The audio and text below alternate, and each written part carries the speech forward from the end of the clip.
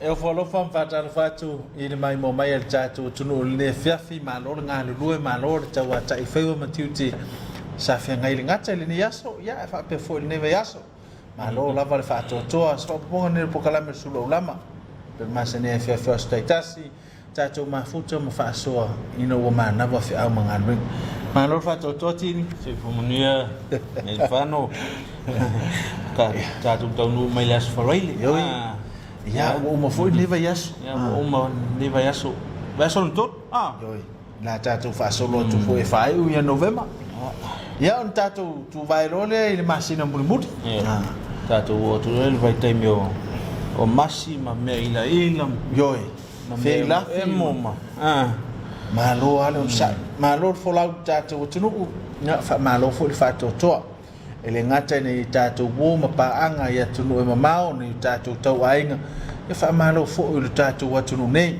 mai lava i mo tele se pa ia mo ngaiti pule ngali im foi pule fa tum tau sa ma tamai tai yo lava i fa na ile ngata mo tu savai o polema o manono tu mo nei fa malo fo ne tatu mo tu atua oi fo ne e tu tuila mamanua ya malo lo sai le fa ngofia ne vai tau mai se o telo ru tau fa ngai matanga soi fo ya le la mai fa un tatu fa to fa o le aso tau no manu ele anga le le tu batu le fa malo fa pito i fa na waonga le wa mai asuanga ne tau sanga mai a foia tau fa le o ngai o na sa ni la vai o pesema o le sa vali le la alu lunga o le no fo le la no fo fa malo to i pule o ngai ma lim to mai tai fa o alo lava le tau tua ia o tau ia lea o ina nei a tātou whanau ia wasilu manai manuia i lea ngata e manuia ia nei atu manuia a inga ia manuia fo i le kālesia whamalo toa i nei whanau a onga ia a whai tonu fo le tau sanga ia to e tā pena mu tau sanga fau o le pili whamau lava ia tasi lava te mea o ngantemi e umalo le sanga sutolu a ngai atu university ia ngai fole ye so se ngal wenga ma ai temine ya le fa lu pe to fa na wa onga lo no na le api la mal peni mal la papa fe ya e ele si matu le la sa ni fia ya o ye fo le si matu le ngata la sa ni matu mas yes ya e matu tu mu fa no ya me se la e tau sanga to pil o le lunch passes ai ma tau sang ia sa o ile silo matuan na ya o seu supo foi sei mau ya mi si ato ai fa malo lava malo foi nei matuan on sai malo foi fa to ni tau sang e ele upo masani ele tu fa mai o fana o le teu nga tu pesili le amatu o le investment ta le amatu ya o fa mau ningo le tala o foi le telo me fa lu i fana Mese ya onga male fa mo ya tua mai le lumana ya ona tausi mai ale fa na ya pe a faile na ya e fa ma fu ta tu fa na bla ya e o lua me le matua le fa na ya le an fo le si so mangal fa na ma fu mai matua ya tu facile fo ma fo po fa tu ya le tatu matua ia le whanau e alu tari taurunga tini batu saunoa tu lolo upoto ia tau ile ia se matua valea i lalo le lale ne e le whinau mo mea sili mo lana whanau ai ia se banganale matua wale ia se mafofau lana whanau fatu au na le langona le alofa o le wingot tala o so se matua la whinau maloa mo lana tamu alfa fitau tatu whanau over tafau ia male ma to nga ma fo inali ele mama o lo ala ino fai to lo fai fa na fai la fa pelo o sa o la se tina sa o se tama e se fa ngata me le o sa ili fa na o ta fa to sala mo fa ia to ala yo lo pulo o to ti munga fa ma lo sai fa ma lo fa to fa ma lo ta e fa le kalesia o to fiele to e so se fa ta fai taulanga ia ilanto lo no ni manu o wasa mo mala na folaunga fa malo fo ita i fa le atunu ita i fa le malo lau fionga le malo malo malau masiofo fono suitofia malau fatua mai tai palemia malau kabinete fonga fetalai mal palemini malo fam sisili malo fam sinonga malo lon sai malo le tautai ya le fo ila tatu fa se atu ile fai ungo ni to sa pa malo I vai fa fai e lua yo na ele fa tu le tu sa motas ya fa pe foi vai fa fai pu kuia ya tau tata ya si fai pule uma ya fa pe foi la to uma olo ai filo tono vai fa fai ya malo lava tawata o le fa nga solo lava ya fa la loa vai fa fai e lua ile nga to ila to lo se e mal malo ne vai tau ya fa pe foi la to lo ngai el malo ya o le fa solo tu malo te tasi no mafioanga ya filo ai foi mai tu malo te tasi ya ala wilola tu anda tau ya ma ni swinga le ya wale se manio samo ya fa malo te to ele fa ngofie ya fa malo il tabata il ne vayaso if a mga luenga o sa si fo le o le foi fu ya o tangata mala na fai ya tu maulta ta fatawa ya ai wa tele se vi ngole tu wa lota to ya maile as for raili fa malo ina tato to simota malawa fo ina yo tato matua I mapu fangalele fa malo to mai tesa ma to tua ya fa malo fo ina yo tato matua pensione o mapu marifia ya fa malo mtawa ngalwenga mo company o pisinisi fa la potonga ya wale to sili le manto fa malo le MC o mele SOS ona tato pa anga leo lango ina le pokalam awal mai moanga la tunu le tato se atia hims ya pola fo isef so sonia to le fol ne fiafi ya fa la fo to molunga matino puta to taliu mai le fa walta to maftanga pokalam o le sulolam. Now come to the stage, you got the power, the leg, and then you got the upper body. Now we put it together. We put it together. Two exercises le lua.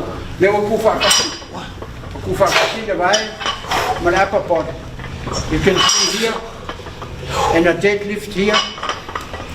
Lame renga fangi deadlift. Afa pe malo deadlift. Ela korkaka push para deadlift. Pia loko vai la ron fo. Ela korkaka push so when you do a deadlift or pull down, so you can see lewa kufa kasi the legs and upper body. Okay, yeah, you can see why they do a deadlift, because you hold the weight. For example, if you're not doing a heavy weight, lift it up. I'll just push him over. But when with the deadlift, you're holding your body like you're screwing your body on the ground. That's why you do a deadlift. So and then we go to your chest. One more for your upper part.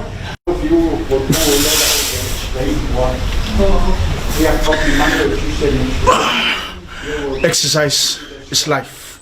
Famalustino oleola.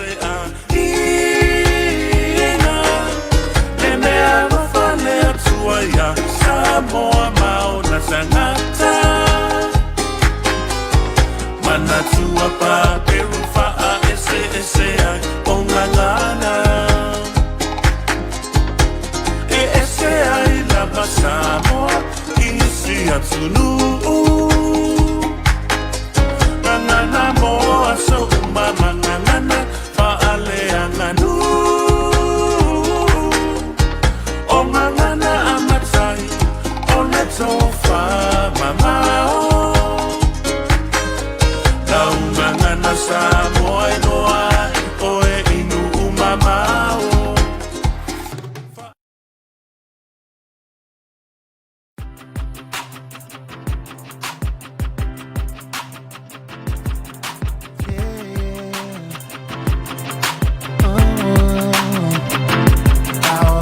born the greatest place of all. She is green and blue, lush with beauty, and heart so pure as gold.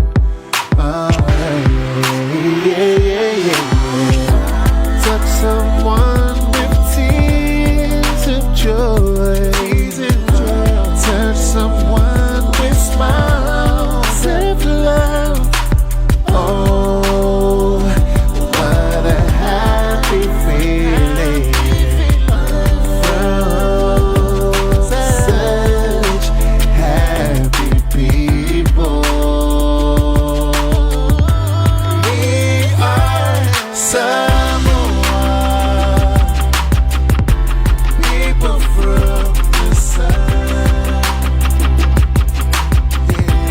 We are Samoa, and the heritage lives on.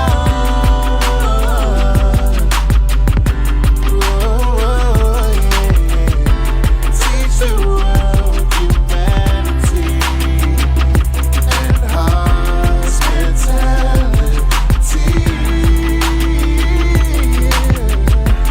We are Samoa,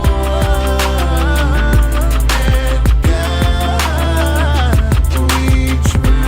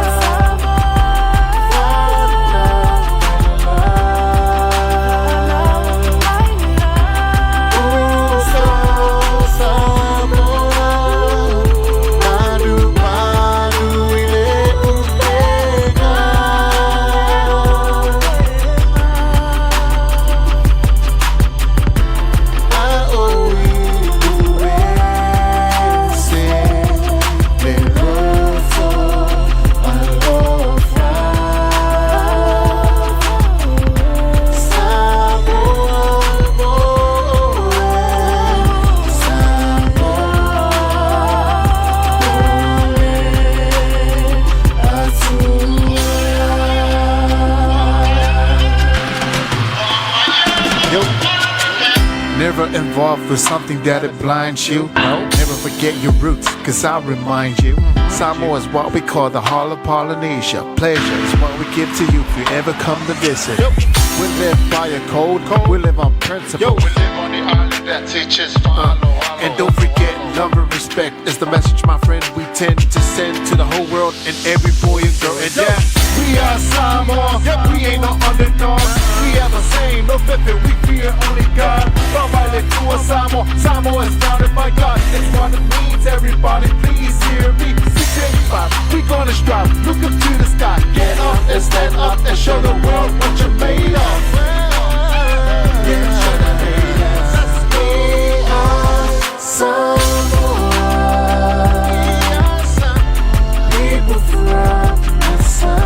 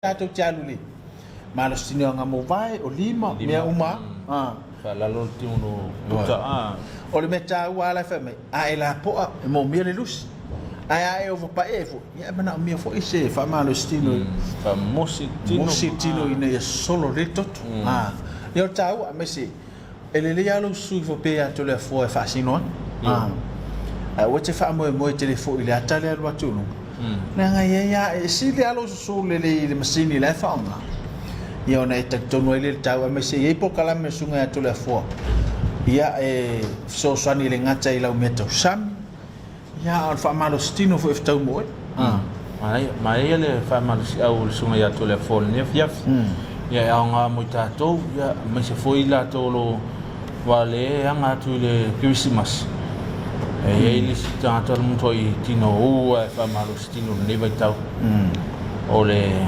fa mo foi la le wata faonga i ta fanga ma mo vai tai me le o Sofia fia ia tam faia ia tino ia ele le tino wal vai ngo atangata ia pele ia le uso ia tatu office tam faia teu ne vai tau ia a mata volta usanga fo ia o toi foi lá ele mertuai alfa manato hims a fa malostino nei ia tau no fa wow eu tau usanga fo fa malo se fo malo loina fa tuanga tau tuanalo tu pui a fa ele tu lo na lua ia tatu ngal due fatas ele fo ise me fa ele tanga luenga matatu malo pe ale ele to fa mal fa to tanga mal tatu tunu awane ia mai lau sisila tau o le mano wa mai ia mesi ia o fa manu yanga o te tala ile tu mo tatu tunu e o lama ile o mesi fa mai ale o mo tatu tu ia mu ia tatu e lo isia tunu o tau sa ilin tu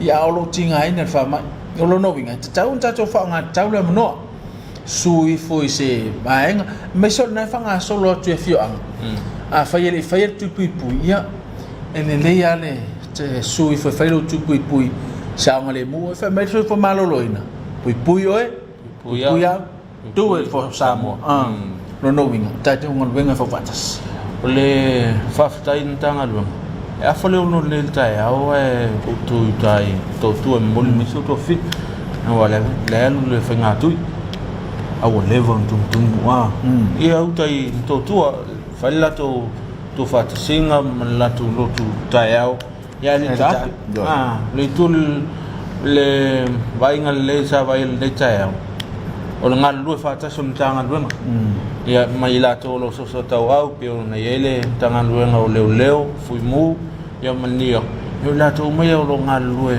wal le fa ngol tu nga tele le sa fa tino ile so fa malo I to so fu ya fa pe fu eli mata mata I fo mai a me se ni se tanga lu nga yo lo so ani tu winga na tu lava ile fa ngofie ya me se la lu la so fa angas ya ale lava fa tino lo tu bala wina mata tuti ma lo al fa to ma lo lo sai ma lo to tele ya ngalu lu wase manu yo sa mo fa ma lo fo tanga lu ngolo lo la ngolo sua pe fo le nia ko tini mu ma lo lava yo tu fa va lo filima mo lo tu bala wina yo to lo fa mo ma lo chat butunu ya me se le manu ye le anga lu mana ya nga tele fa ma lo inisio tatu pa fa ma lo tau tua le lo fa toanga yo ti sana ni sana Island Rock yo le so sep PSL yo le ofiso fa nga faiva yo le ota man la tu va nga le sivaf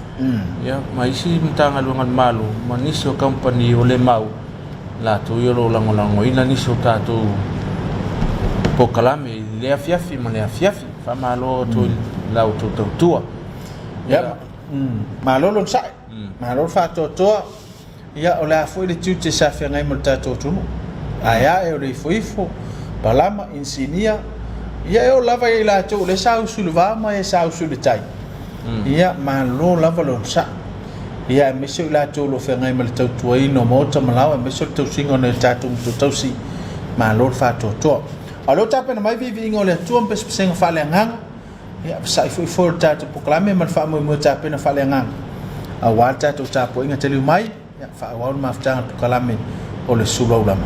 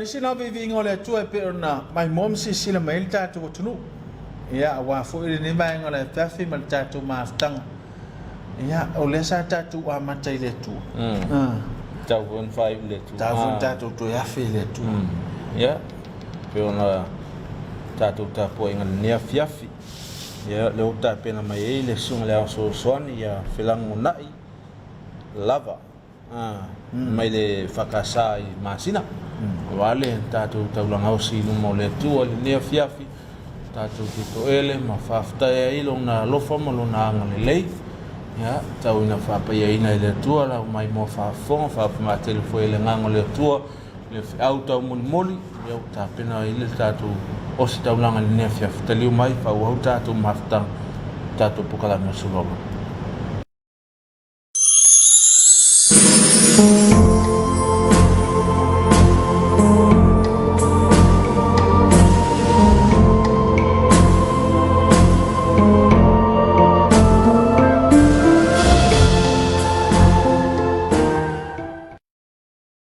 ma po mai sa mo ai le ia fiafi o mai se yo tato tapu ia tu ile atua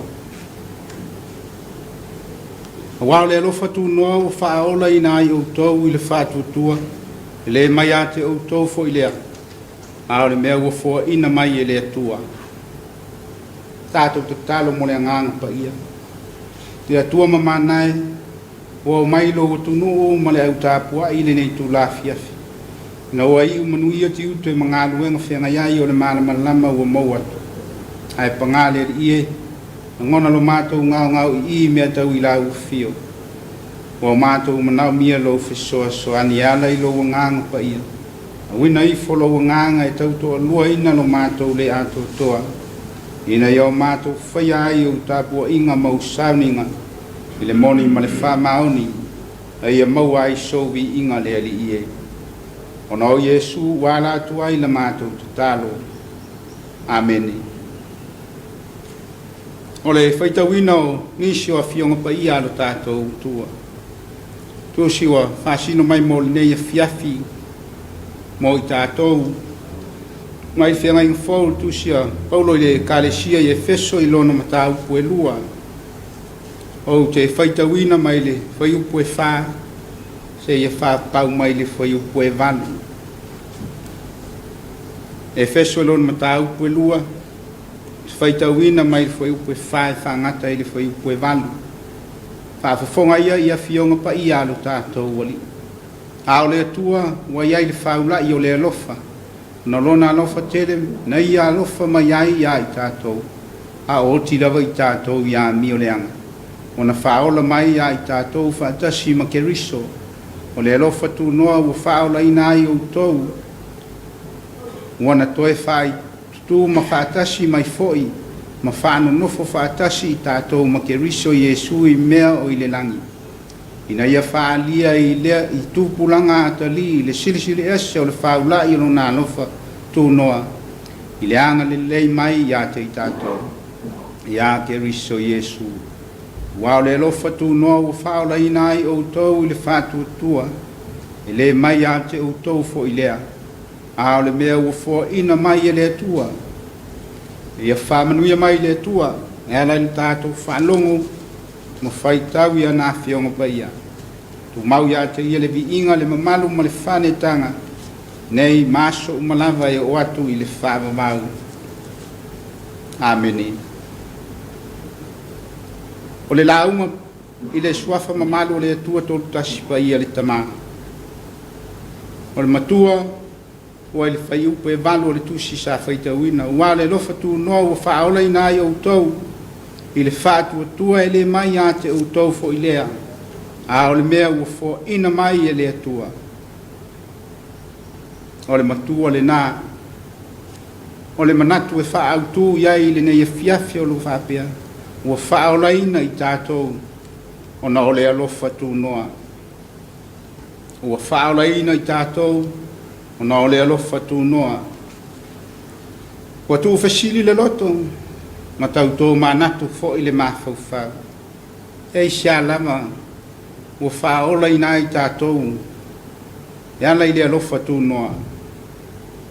tau ona maono mea ona tātou tu fesili o wao lo tātou wa aia pea tātou wa ai pea ma le whaane nefu i o tātou o langaleanga ma le ola so ona whai tā moae ma lau mai moa tā pua i le nei afiafi o le upu moni ua tele lava ina malia o tātou mata i wa ai tu ina naunga o le olanga ua malia foi o tātou talinga i whaalongo i le tele o mese se o le lalolanga ua papa foi o tātou tu mua i le tele o whaalolonga le li o le lalolangi ona o le tele o anga sala matu ina naunga le anga o mea ia o tātou ua tatau na o tātou matua i o eina ua wale ai lama se mea ua totoe i ate i tātou ua manu malo ai le ti apolo mana au i oe ua tofo le tangata i le sua malie ma le lololo ma ua ova fo i le manaia o le nei o langa le anga ma le avea ai ma ua avea ai le tala lelei ma mea i ino sia i lona o langa le ua alu aso ai sau aso ona toe tō manatu lea ma whapeane ai sia lava ua whapea mai ai o te ola i le alofa tu noa a o lea lava i le lei lo uola o lo o iai nei a le winga moni lea o le a o onga a le apostolo ia Efeso ia i loa e le kalesia o lo tau mawhai le atua toe ave ese atu le tangata mai le o langa leanga ma leanga sala o lo tu ai ma tu mawai mai Paulo o lo o ti o tau ia mio leanga o o tau no nofo foi tu ina nau le tino o faia foi o tau o mea na loto i ai le tino ma le mafau fau a o le atua o lo i ai le fau lai o le alofa wana faaola ia tātou whaatasi ma keriso e tau a Efeso ona o lo lātou malu ma lo lātou atua whawhine o tiana o isa mauai le apostolo e tusa ma le tolu o tausanga e iai Paulo a o sasau whaafi le olo whapaupau ma le a mio le anga o tangata o lo ola taritonu tangata o le mea sili lea o lātou whaia o le ifo pea i atiana i aso uma pe itai na tau mo whai ma nosi pea le apostolo o lo se i lātou ina ua whaama mawhai ai e Paulo le ola to e whafo wina o le tangata e ala i le alofa tu noa o le atua ma le upu alona alofa tu noa o le na te mawhaia o na ati ae i a te utou na te foa i atu i a te utou le tofi whaatasi ma e whaapai eina i le whaangasolonga o le mafutanga a Paulo ma le kalesia malona o atu o le mata upu e winga i le alofa tu noa o le tua le awa fōringa mai ai ua amata o na matafi e se atu le whailonga fesili sa i mawhau fau o tangata e winga i le alofa tu noa o le tua le awa tangia mai o tu lai mati la tira mai le fesota inga le tangata ma le tua e le se tangata na whai e whaatumu ai le lanolangi le ai o le tangata na whai e savali e whailo na finangalo ma whai tiute mo le atua malo na finangalo ma whaatau nuu o na tiute ua wala uina i ai lo na soifua le whanau o le atua i le nei tu lao le fiafi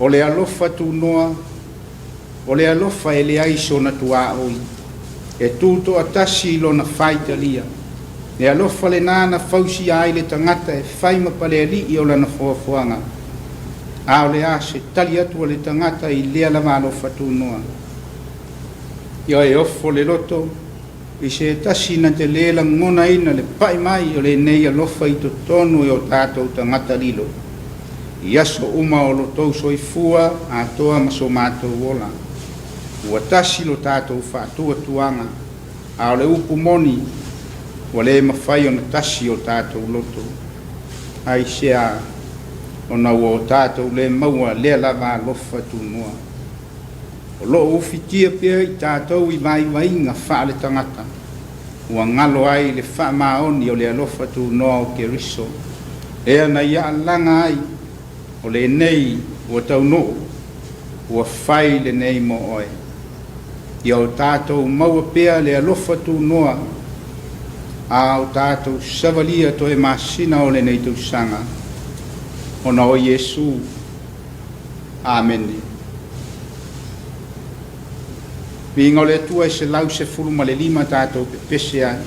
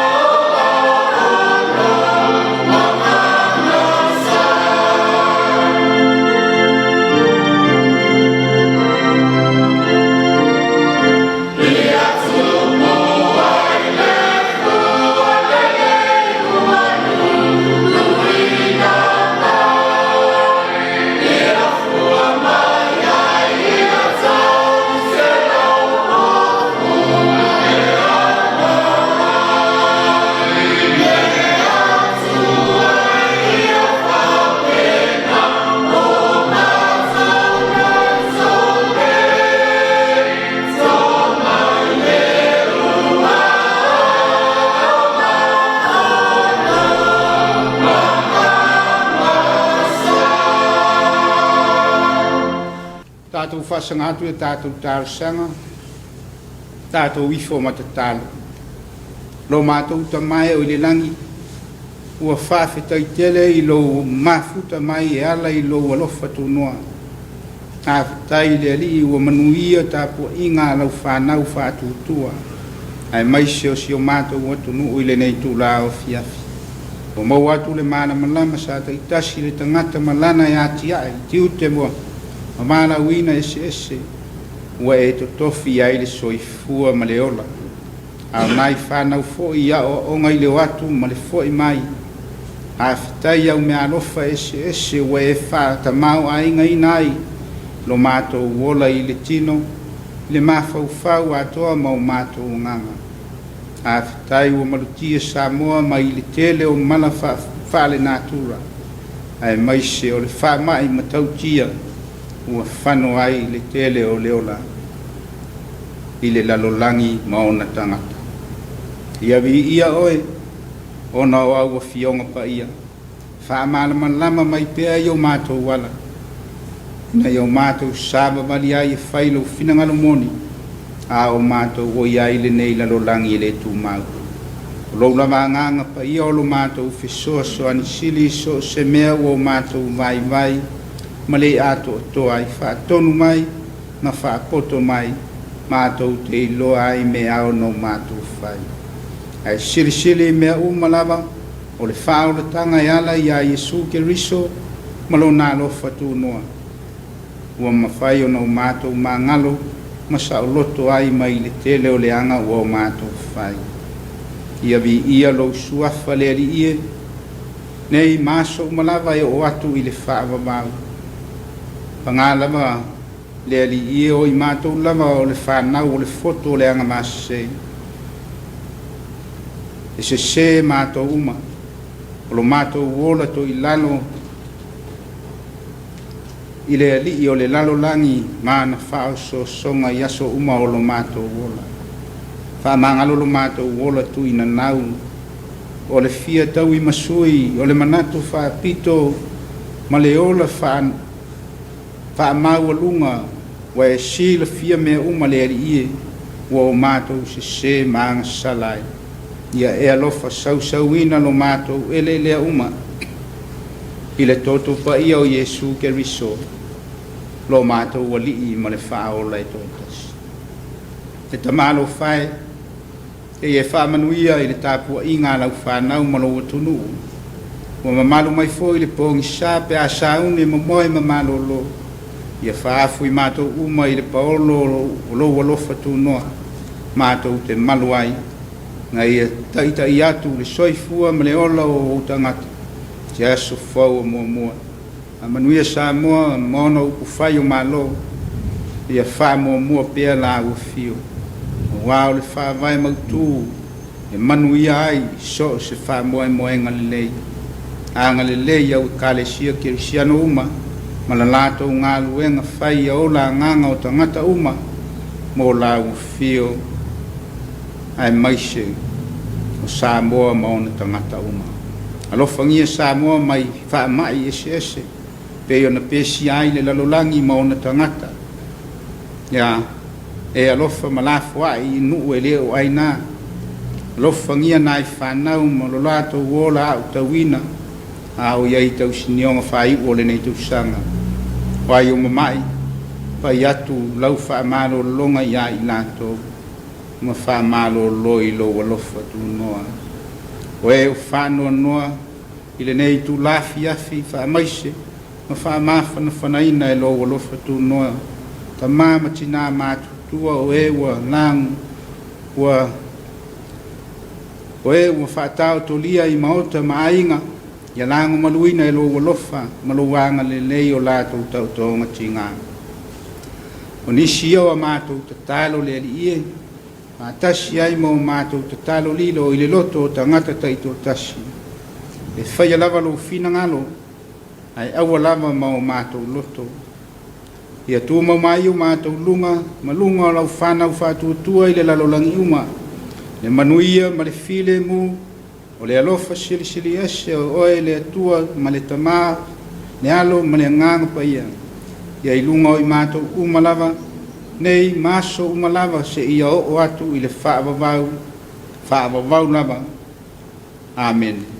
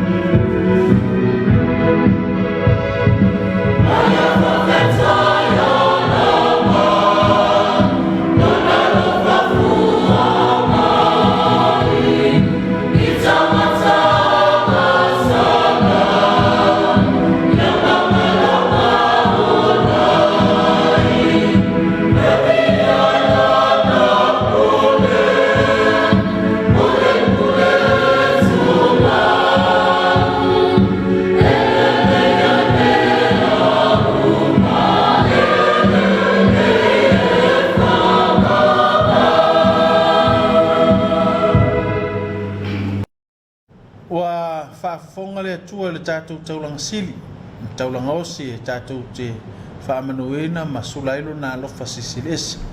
Ina ua ia tapu aulo tu soifua ma somanta uola.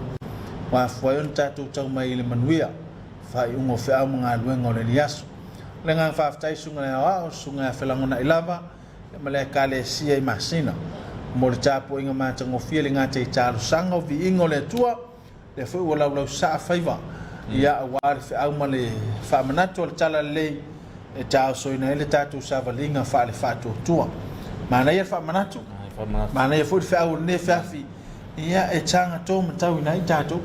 Ia, le ngata le tāo so le tātou whainga malanga I lau toi Yoi. Whainga malanga whai o ne tausanga ia alo ato I asfia fia. Ia man whamanatu ino foi o le pepa le Christmas. Ia. Whaftai le whiau tau moli, e ala maila nga ono. Ia, moi tātou le nefiaf. O le talo ai ave o se fatu. Pa ui se ele le ia tupu maola. Yo. Ia mesi. Ele ngata tātou te whaalongo. A ia whaalongo, langona, maola ina. Le whiau tala lei wa lao ngaina a wale tātou sāwalinga le nevai tau. Leo tapen mai whawhiwhianga whaaleanganga. Ia sao fo ileo tu plang tala vo o wātawa mai no le whiau tala lei.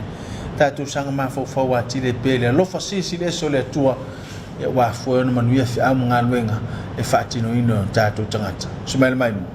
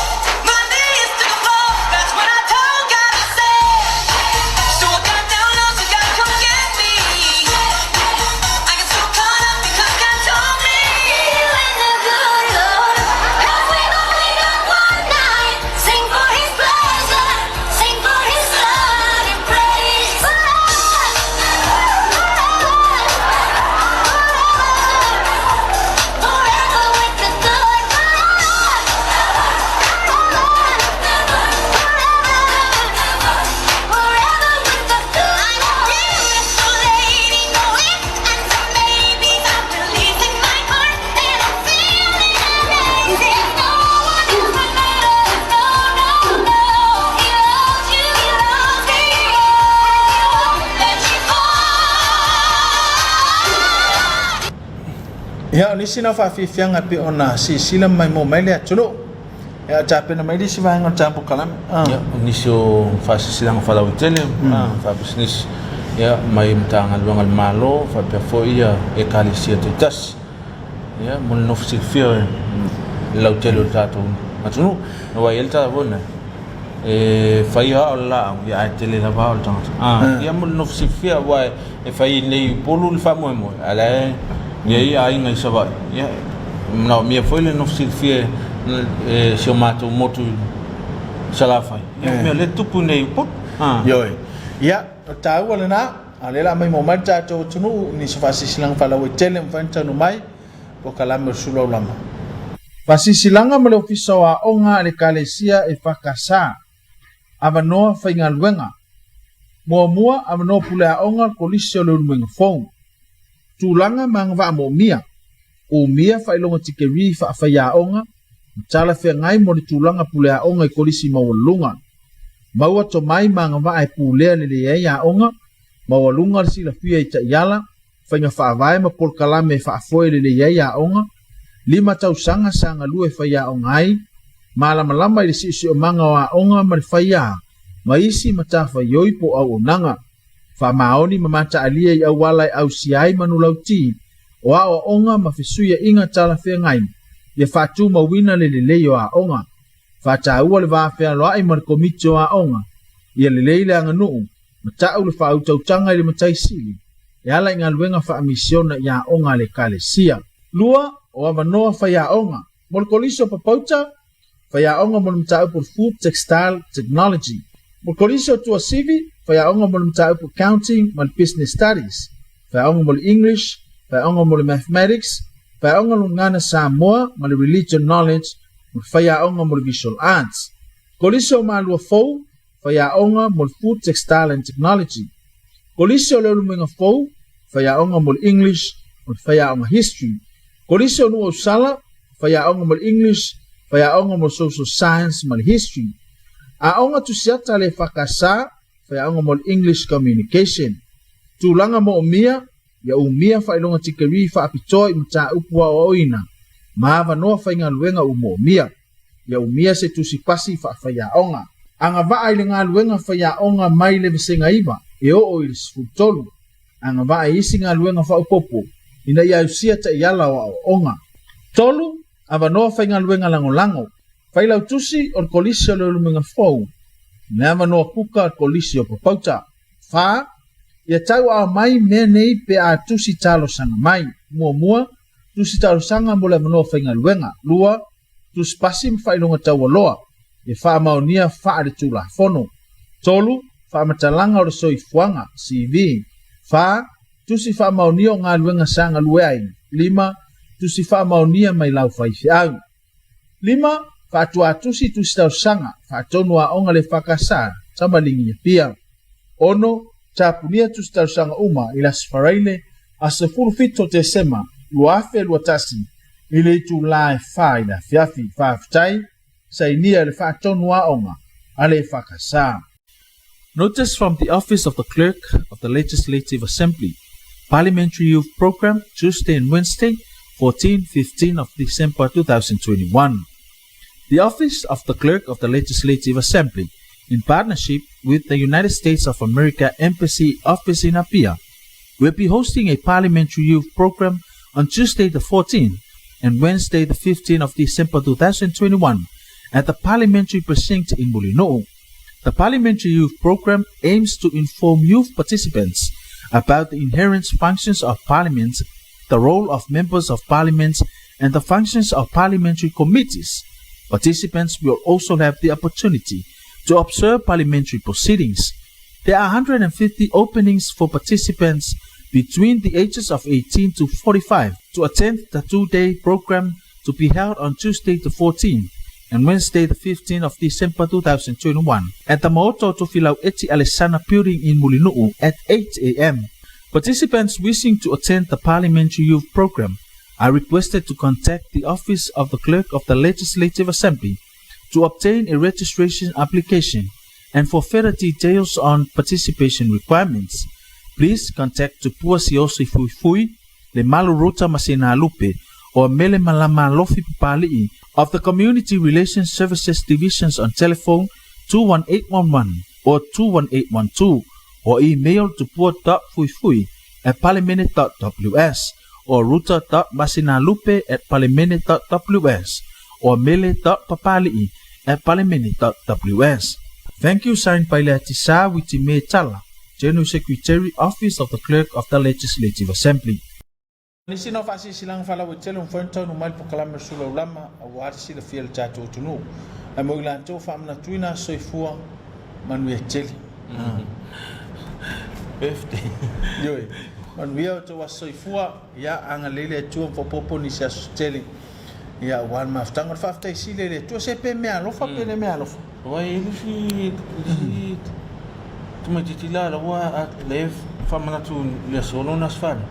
Sol se ka wala fes fe ele fa pe as fa nga unga le fes fe o e ka wa nga su ole me ole aso fa manatua ya tu mau la ta tu fi au mangalo na sao a wala fes me alo fa malu ya so si malu lo le ya na ele malu lo ya tilam ta ma wa ya ale malo fasiliano sa no to el son fe o fa ta ele tu ele ola mal malos awa na le ai tau singa le atua e ala mai na yo tatu matu ya tatu te le ulia mai le yaso pa popo yaso te lo tatu bola yo ya ale la mai mo mal tatu tunu ya I peso soifua tapena ina el tatu wala ata e mo mole to yo matu lo fanga ilanto umalama fa mana tuina ola to was soifua ile so.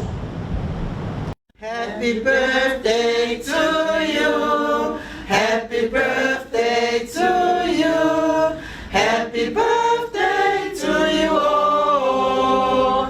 Happy birthday to you. Manuia wasofana. Manuia wasofana. Manuia wasofana. Manuia letua. Ya mo la to foyo ma wo fa no noanga ya ma to titalo ina pa ya tulenga fa ma fa le tua fa lo tele ono tua so fengeta al ne fi ya la ma to titalo si tau to na le sa ngale mu e pe lo ma to titalo ngala vale ile fi ma le fi mai se la ya o lo fa le tonu tau mi so te ma se e ma tele ti mu ave ma fa auto ai lo ile sa ngale mu e silia si alo le mu ya matu le telefoni lalu e uma tau no fale ya fa le telefon al time lungo le wala ya te le telefon tu ya tafa fa le office pa ai le sa fa tu nga in ya awasi sa le mu tato ele ngata sa tatu te fa le talle fa le mtanga no so fu malolo pui ya pui sa ole tu lang vele ai fai te telefon timu se tau tu na sa vani ta tu tanga ta savan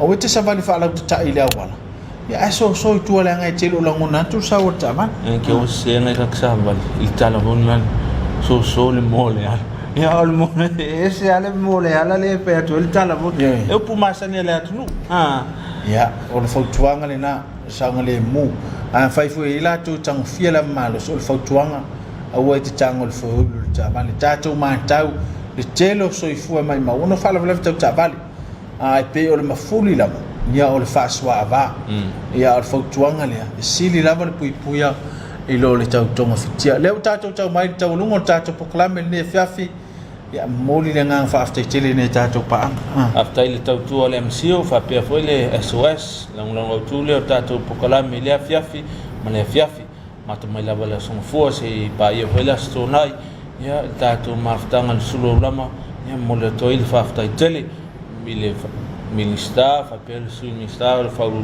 tanga luanga la to nga lue el tanga luanga business ya ni malaipa ya fa pe volta tu al company al SOS mai lava pulenga si o lava ila fa nga luanga nga lue afta il tau tu mo Samoa ya wa le SOS lo mo mai me uma e ngato fa tu ngai no mo to mala ya me se foi so se fa mo la o alo to ile tu ia fioni ya sili le fa inga luenga ya mo fol tau pau ya ai fa tai mo long me ta tu pukalami o fiau ngal to le fiaf ya na usa no tu sungan fiau tau tu na ni sang le mu la tau foi lo nga mengal nga ya fai le mu lo tu sa ya tau no sang le mu mai foi ngal ya ni tele fiau ngal aftai foi mai mo mai le tu no ya fa aftai tele sa mo ilo mai mo ngal ne fiafi fai usala sama tu ngana fa mangalo tau tu le fakasa TV ta tu fai la ila so tam nu tele ina ne fiafi mon fiau so fa sai fo